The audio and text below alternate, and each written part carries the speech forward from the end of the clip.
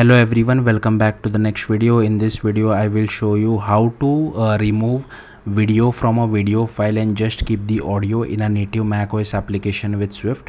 First I'll show you the output. I have this application. If I click on play video, it opens the file picker, and from that you can only select a video. So as you can see, only this video is clickable, and inside my downloads folder for now I just have one video, and I'll click on it. As you can see, this is a pretty big video. If I click on open, it will start removing the video. Just keep the audio. Once we have the output ready, it will play it inside the AV player.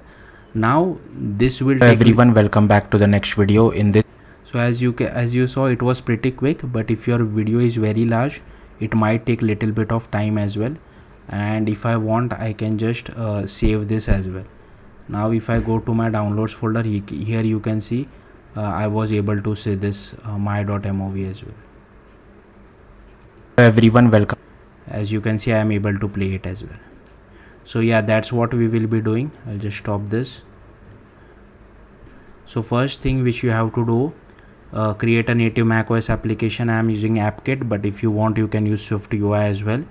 Then inside sign in and capabilities, firstly inside app sandbox, make sure for user selected file you have read only permission.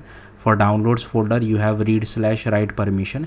Then inside view controller, I have imported AVKit. I'm not sure if we require this my error or not. Okay, we don't really require this. So as you can see, I have created an AV player as well as two buttons. Then I have created a final URL variable as well. Here we are initializing our AV player which will play the video, and I have initialized two buttons as well. I have added click listener for our play video and save video as well. Here we are adding some constraints to our player view, play and two of the buttons. Then I'll come back to save video later on. Once you click on play video, we are firstly opening the panel for the user to select the video. We are filtering by videos only. Multiple selection is false, and once the user picks a video, we have the URI. Then we call this transform method. So using this transform method, we are passing one URL for the selected file, and it gives us the updated URL after removing the video from the video file and just keeping the audio. And then we use the AV player by passing the updated URL, assign the player to our player view and start playing the video file or audio file, whatever you want to call it. Then if you see the transform method, we are first creating our file manager, then an AV mutable composition as well as an AV URL asset.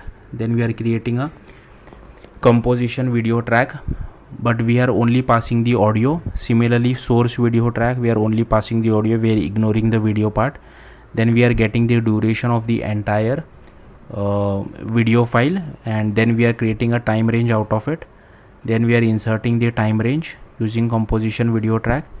We are creating an export path as well as an export URL. If the file already exists, then I am removing that file.